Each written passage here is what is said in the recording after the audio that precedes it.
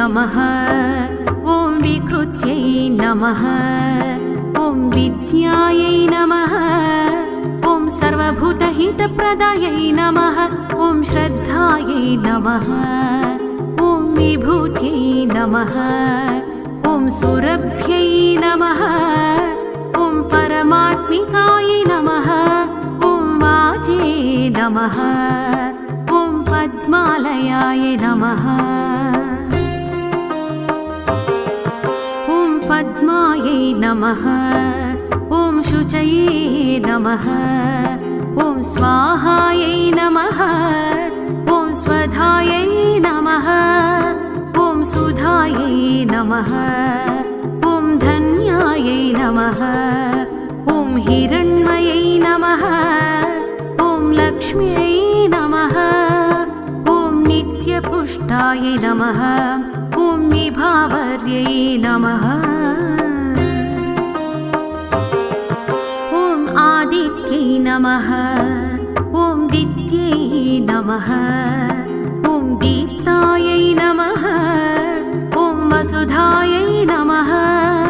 ॐ वसुधारिण्यै नमः ॐ कमलायै नमः ॐ कान्तायै नमः ॐ कामायै नमः ॐ क्षीरोत्सम्भवायै नमः ॐ अनुग्रहपराय नमः ॐ बुद्धये नमः ॐ अनघायै नमः ॐ हरिवल्लभाय नमः ॐ अशोकायै नमः ॐ अमृतायै नमः ॐ दीप्तायै नमः ॐ लोकशोकविनाशिन्यै नमः ॐ धर्मनिलयायै नमः ॐ करुणायै नमः ॐ लोकमात्रे नमः ॐ पद्मप्रियायै नमः ॐ पद्महस्ताय नमः ॐ पद्माक्ष्यै नमः ॐ पद्मसुन्दर्यै नमः ॐ पद्मोद्भवाय नमः ॐ पद्ममुख्यै नमः ॐ पद्मनाभप्रियाय नमः ॐ रमायै नमः ॐ पद्ममालाधरायै नमः ॐ देव्यै नमः ॐ पद्मिन्यै नमः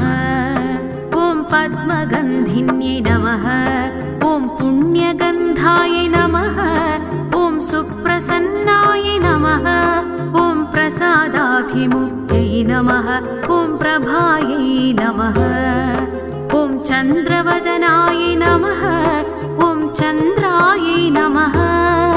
ॐ चन्द्रसहोदर्यै नमः ॐ चतुर्भुजायै नमः ॐ चन्द्ररूपाय नमः ॐ इन्दिरायै नमः ॐ इन्दुशीतलायै नमः ॐ आह्लादजनन्यै नमः ॐ पुष्ट्यै नमः ॐ शिवायै नमः ॐ शिवकार्यै नमः ॐ सत्यै नमः ॐ विमलायै नमः ॐ विश्वजनन्यै नमः ॐ तुष्टायै नमः ॐ दारिद्र्यनाशिन्यै नमः ॐ प्रीतिपुष्करिण्यै नमः ॐ शान्तायै नमः ॐ शुक्लमाल्याम्बरायै नमः ॐ श्रियै नमः ॐ भास्कर्यै नमः ॐ बिल्वनिलयाय नमः ॐ वरारोहाय नमः ॐ यशस्विन्यै नमः ॐ वसुन्धरायै नमः ॐ उदाराङ्गाय नमः ॐ हरिण्यै नमः ॐ हेममालिन्यै नमः ॐ धनधान्यकर्यै नमः ॐ सिद्धये नमः ॐ स्त्रैणसौम्याय नमः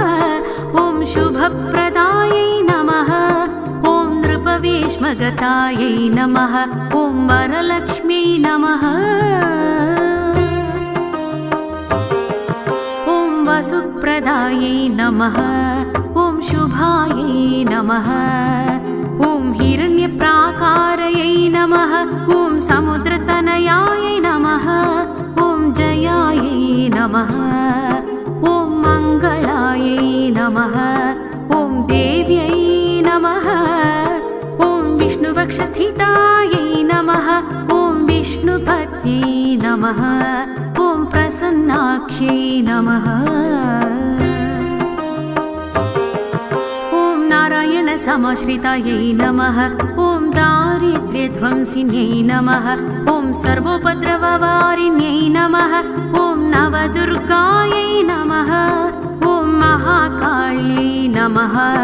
ॐ ब्रह्मविष्णुशिवात्मिकायै नमः ॐ त्रिकालज्ञानसम्पन्नायै नमः ॐ भुवनेश्वर्यै नमः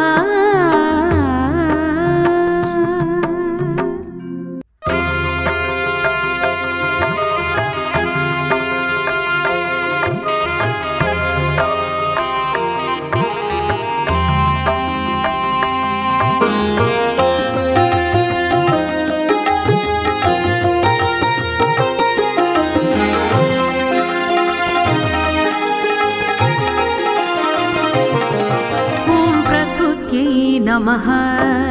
ॐ विकृत्यै नमः ॐ विद्यायै नमः ॐ सर्वभूतहितप्रदायै नमः ॐ श्रद्धायै नमः ॐ विभूत्यै नमः ॐ सुरभ्यै नमः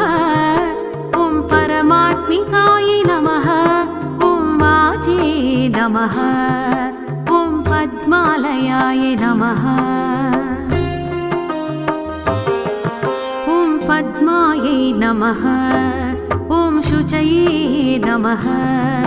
ॐ स्वाहायै नमः ॐ स्वधायै नमः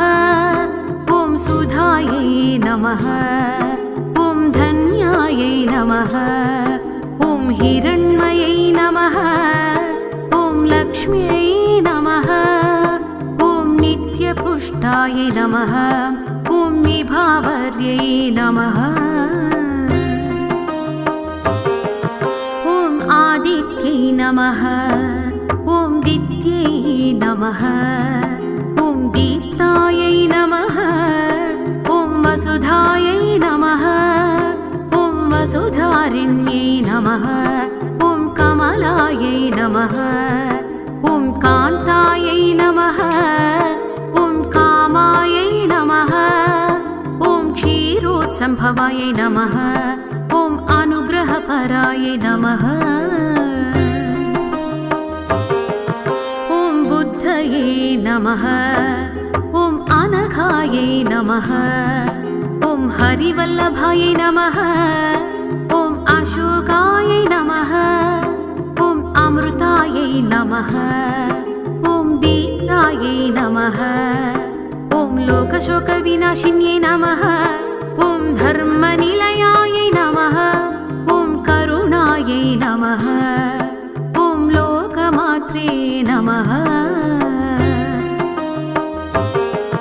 ॐ पद्मप्रियायै नमः ॐ पद्महस्तायै नमः ॐ पद्माक्ष्यै नमः ॐ पद्मसुन्दर्यै नमः ॐ पद्मोद्भवायै नमः ॐ पद्ममुख्यै नमः ॐ पद्मनाभप्रियायै नमः ॐ रमायै नमः ॐ पद्ममालाधरायै नमः ॐ देव्यै नमः ॐ पद्मिन्यै नमः ॐ पद्मगन्धिन्यै नमः ॐ पुण्यगन्धायै नमः ॐ सुप्रसन्नायै नमः ॐ प्रसादाभिमुक्त्यै नमः ॐ प्रभायै नमः ॐ चन्द्रवदनायै नमः ॐ चन्द्रायै नमः ॐ चन्द्रसहोदर्यै नमः ॐ चतुर्भुजायै नमः ॐ चन्द्ररूपायै नमः ॐ इन्दिरायै नमः ॐ इन्दुशीतलायै नमः ॐ आह्लादजनन्यै नमः नमः ॐ पुष्ट्यै नमः ॐ शिवायै नमः ॐ शिवकार्यै नमः ॐ सत्यै नमः ॐ विमलायै नमः ॐ विश्वजनन्यै नमः ॐ तुष्टायै नमः ॐ दारिद्र्यनाशिन्यै नमः ॐ प्रीतिपुष्करिण्यै नमः ॐ शान्तायै नमः ॐ शुक्लमाल्याम्बरायै नमः ॐ श्रियै नमः ॐ भास्कर्यै नमः ॐ बिल्वनिलयायै नमः ॐ वरारोहायै नमः ॐ यशस्विन्यै नमः ॐ वसुन्धरायै नमः ॐ उदाराङ्गायै नमः ॐ हरिण्यै नमः ॐ हेममालिन्यै नमः ॐ धनधान्यकर्यै नमः ॐ सिद्धये नमः ॐ स्त्रैणसौम्याय नमः ॐ शुभप्रदायै नमः ॐ नृपवेश्मगतायै नमः ॐ वरलक्ष्म्यै नमः ॐ वसुप्रदायै नमः ॐ शुभायै नमः ॐ हिरण्यप्राकारयै नमः ॐ समुद्रतनयायै नमः ॐ जयायै नमः ॐ मङ्गलायै नमः ॐ देव्यै नमः ॐ विष्णुवक्षस्थितायै नमः ॐ विष्णुपत्न्यै नमः ॐ प्रसन्नाक्ष्यै नमः ॐ नारायणसमाश्रितायै नमः ॐ दारिद्र्यध्वंसिन्यै नमः ॐ सर्वोपद्रववारिण्यै नमः ॐ नवदुर्गायै नमः ॐ महाकाल्यै नमः ॐ ब्रह्मविष्णुशिवात्मिकायै नमः ॐ त्रिकालज्ञानसम्पन्नायै नमः ॐ भुवनेश्वर्यै नमः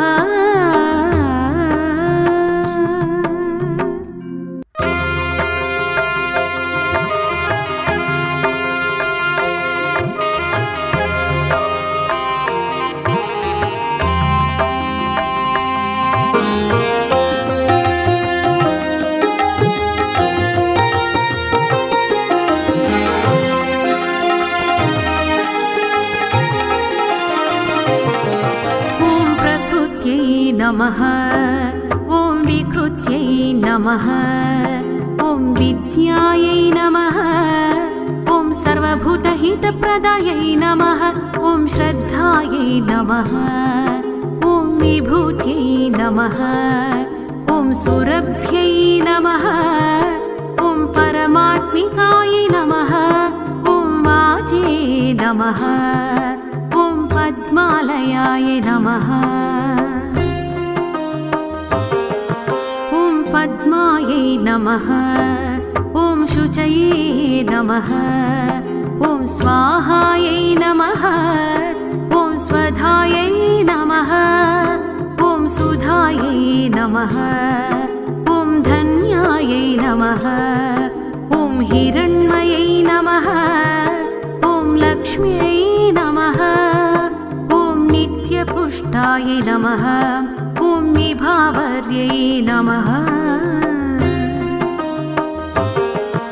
ॐ आदित्यै नमः ॐ दित्यै नमः ॐ दीप्तायै नमः ॐ वसुधायै नमः ॐ वसुधारिण्यै नमः ॐ कमलायै नमः ॐ कान्तायै नमः ॐ कामायै नमः ॐ क्षीरोत्सम्भवायै नमः ॐ अनुग्रहपरायै नमः ॐ बुद्धये नमः ॐ अनघायै नमः ॐ हरिवल्लभायै नमः ॐ अशोकायै नमः ॐ अमृतायै नमः ॐ दीप्तायै नमः ॐ लोकशोकविनाशिन्यै नमः ॐ धर्मनिलयायै नमः ॐ करुणायै नमः ॐ लोकमात्रे नमः ॐ पद्मप्रियायै नमः ॐ पद्महस्तायै नमः ॐ पद्माक्ष्यै नमः ॐ पद्मसुन्दर्यै नमः ॐ पद्मोद्भवायै नमः ॐ पद्ममुख्यै नमः ॐ पद्मनाभप्रियायै नमः ॐ रमायै नमः ॐ पद्ममालाधरायै नमः ॐ देव्यै नमः ॐ पद्मिन्यै नमः ॐ पद्मगन्धिन्यै नमः ॐ पुण्यगन्धायै नमः ॐ सुप्रसन्नायै नमः ॐ प्रसादाभिमुक्त्यै नमः ॐ प्रभायै नमः ॐ चन्द्रवदनायै नमः ॐ चन्द्रायै नमः ॐ चन्द्रसहोदर्यै नमः ॐ चतुर्भुजायै नमः ॐ चन्द्ररूपायै नमः ॐ इन्दिरायै नमः ॐ इन्दुशीतलायै नमः ॐ आह्लादजनन्यै नमः ॐ पुष्ट्यै नमः ॐ शिवायै नमः ॐ शिवकार्यै नमः ॐ सत्यै नमः ॐ विमलायै नमः ॐ विश्वजनन्यै नमः ॐ तुष्टायै नमः ॐ दारिद्र्यनाशिन्यै नमः ॐ प्रीतिपुष्करिण्यै नमः ॐ शान्तायै नमः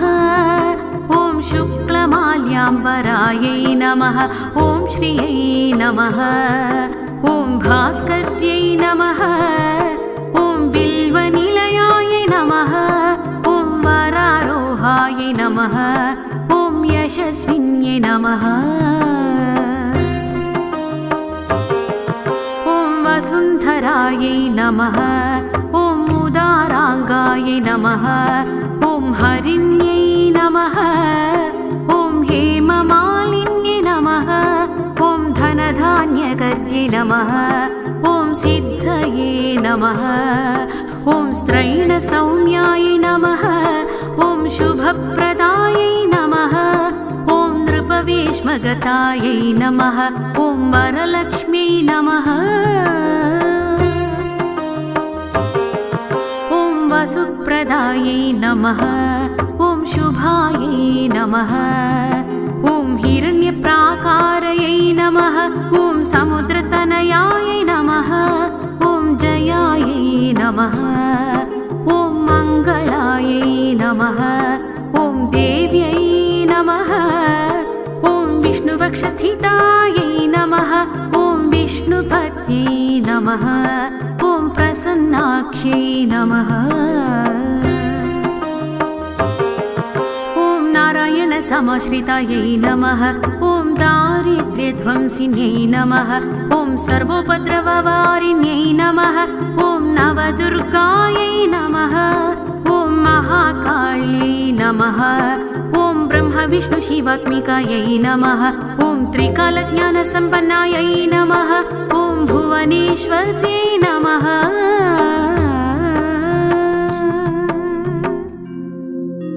इति श्री लक्ष्म्याष्टोत्तरशतनामानि सम्पूर्णानि।